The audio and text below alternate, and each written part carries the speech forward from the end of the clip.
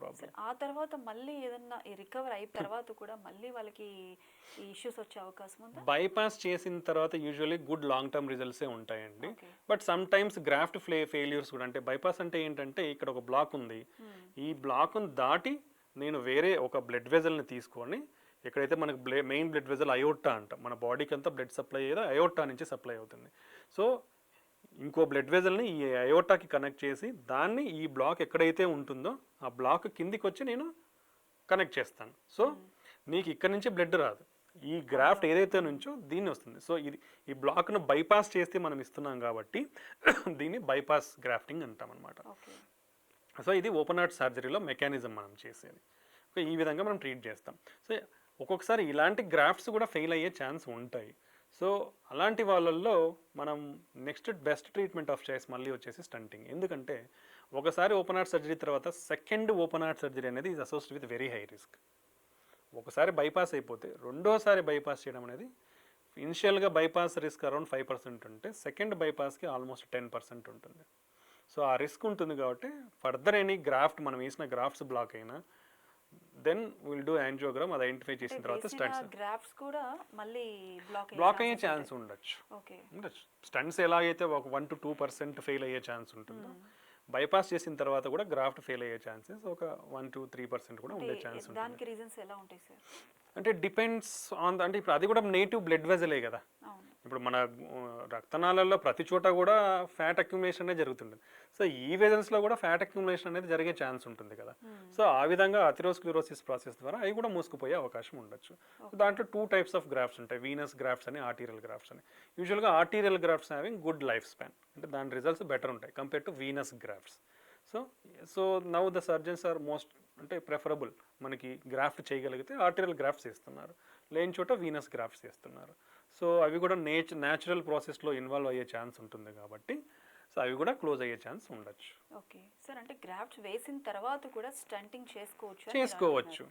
Graft వేసిన తర్వాత ఒకవేళ ఎక్స్ట్రా గ్రాఫ్ట్ ఉంటుంది, అవును స్టంటింగ్ ప్రాసెస్ ఎలా ఉంటుంది సార్ అప్పుడు?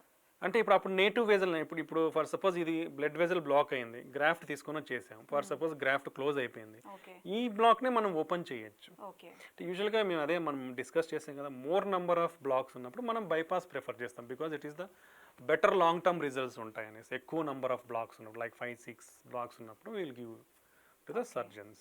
సో దానికి మనం గ్రాఫ్టింగ్ చేస్తాం. ఒకవేళ ఆ బ్లాక్స్ ఆ గ్రాఫ్ట్స్ కూడా బ్లాక్ అయితే second open heart surgery risk ఎక్కువ ఉంటుంది కాబట్టి మనం వీ కెన్ డూ స్టంటింగ్. ఏదైతే గ్రాఫ్ట్లో ఒకవేళ బ్లాక్ ఉంటే ఆ గ్రాఫ్ట్ని కూడా స్టంట్ చేయొచ్చు, మనం ఆ గ్రాఫ్ట్ని కూడా స్టంట్ చేయొచ్చు. ఒకవేళ ఆ గ్రాఫ్ట్ సూటబుల్ కాదు స్టంటింగ్ అనుకుంటే ఇంతకుముందు నేటివ్ మన మెయిన్ బ్లడ్ వెజల్ ఏది ఉందో దాన్ని ఓపెన్ చేసి స్టంట్ చేయొచ్చు. ఇప్పుడున్న టెక్నాలజీ అడ్వాన్స్మెంట్స్తో any type of block can be treated with stunting.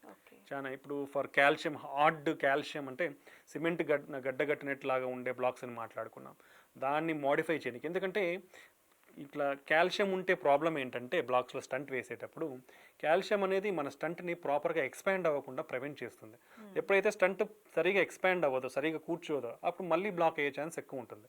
కాబట్టి కాల్షియం ఉన్న చోట కాల్షియం మోడిఫికేషన్ టెక్నిక్స్ అని ఉన్నాయి. అంటే ఇవి 2 types ఉంటాయి,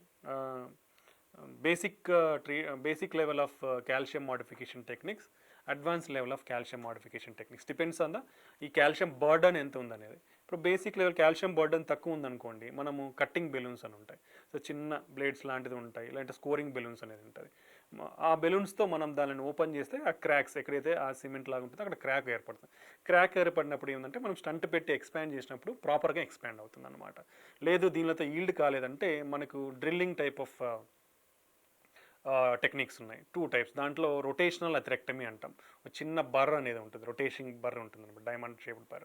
ఆ బర్తో మనం డ్రిల్ చేస్తాం అనమాట కాల్షియం ఎక్కడైతే ఉందో. సో దాని ద్వారా కాల్షియం లోడ్ అనేది తగ్గిపోతుంది, మనకి ఆ బ్రేక్ అయిపోతుంది, బ్రేక్ అయ్యి మనకి స్టంట్ ఎక్స్పాన్షన్. లేదంటే ఇంకోటి ఆర్బిటాల్ అథెరెక్టమీ అంటాం, సో అది కూడా అంతే. ఇట్స్ లైక్ అంటే మెకానిజమ్స్ స్లైట్లీ డిఫరెంట్ ఉంటాయి. ఈ 2 కాకుండా ఇంకోటి ఇంట్రావాస్కులర్ లిథోట్రిప్సీ అంటాం, అంటే అల్ట్రాసౌండ్ గైడెడ్ కాల్షియం బ్రేకింగ్ అంటాం. అంటే ఒక బెలూన్ని తీసుకెళ్తాము, దాని ద్వారా మనం అల్ట్రాసౌండ్ పల్సెస్ ఇస్తామన్నమాట. So it breaks that calcium. ఆ క్రాక్స్ ఏర్పడినప్పుడు మనకి ఏమవుతుంది, టైట్గా ఉండేది లూజన్ అవుతుంది, లూజన్ అయినప్పుడు మనం బెలూన్ చేసిన స్టంట్ పెట్టినప్పుడు ప్రాపర్గా ఎక్స్పాండ్ అవుతుంది. సో ఇలా కూడా మనకి కాల్షియం బ్రేకింగ్ టెక్నిక్స్ అనేది ఉన్నాయి. సో సో రీసెంట్ ఇంకొన్ని టెక్నిక్స్ ఏంటంటే లేజర్ కూడా ఉంది ఇప్పుడు. సో మనం ఏది ఇప్పుడు బ్లాక్ ఉంది, ఆ బ్లాక్ ద్వారా ఫస్ట్ వైర్ వేసిన తర్వాతనే ఇవన్నీ చేస్తాం. వైర్ కూడా వెళ్ళట్లేదు బ్లాక్లో అంటే లేజర్ ద్వారా ఎక్కడైతే ఆ బ్లాక్ ఉందో మనం లేజర్తో ట్రీట్ చేస్తే వీ విల్ గెట్ సమ్ మనకు కొంచెం బ్లాక్ ఏదైతే అనేది మాడిఫై అయిపోయి మనకు వే దొరుకుతుంది. ఆఫ్టర్ లేజర్ మనం వైర్ వేసేసుకొని you can do all these other things. So laser కూడా we are using in treating the coronary block. Laser తోనే బ్లాక్ కంప్లీట్ గా క్లియర్ చేయడం అవ్వదు కాదండి, లేజర్తో we are modifying the block. Okay అంటే హార్డ్ బ్లాక్స్ మోడిఫై చేస్తున్నాం. అలా కాకుండా ఇప్పుడు ఓన్లీ బ్లడ్ క్లాట్సే ఉన్నాయనుకోండి, అలాంటి సిచ్యుయేషన్లో బ్లడ్ క్లాట్స్లో కొంచెం ఓన్లీ లేజర్తోనే మోడిఫై ఛాన్సే ఉంటుంది. అలా కాకుండా ఇప్పుడు హెవీ క్లాట్ బర్డన్ అంటే బ్లడ్ రక్తం గడ్డగట్టేది చాలా ఎక్కువ ఉందనుకోండి, we are having new system called penumbra cataract system అని ఉంది. సో ఆ బ్లడ్ క్లాట్ మొత్తం కూడా వీ కెన్ యాస్పిరేట్. సో ఆ బ్లడ్ మొత్తం యాస్పిరేట్ చేసిన తర్వాత నీకు అండర్లయింగ్ ఎక్కడ ఏమీ పెద్ద మేజర్ బ్లాక్ లేదనుకోండి, we can do drug coated balloon or we can leave on medical management. So these are all the advanced techniques we are having nowadays. ఎందుకంటే బ్లడ్ క్లాట్ బర్డన్ ఎక్కువ ఉన్నప్పుడు మనం ఏం చేసినా రిజల్ట్ బ్యాడ్ ఉంటుంది. So అలాంటి సిచ్యుయేషన్స్లో ఈ న్యూ పెనంబ్రా క్యాటారాక్ట్ సిస్టమ్ వాడితే మనం కంప్లీట్గా ఆ బ్లడ్ క్లాట్ని ఆ వెజల్లో నుంచి వీ కెన్ సక్షన్ అనమాట. అప్పుడు మనకు ఫ్లో అనేది చాలా మంచిగా ఇంప్రూవ్ అయ్యే ఛాన్స్ ఉంటుంది. So there are lot of technological advancements like that. Everything can be open, everything can be treated with our advanced techniques with drug coated balloons, stenting, everything. మంచి platforms కానీ మంచి material అనేది మనకి అవైలబిలిటీలో ఉంది ఇప్పుడు.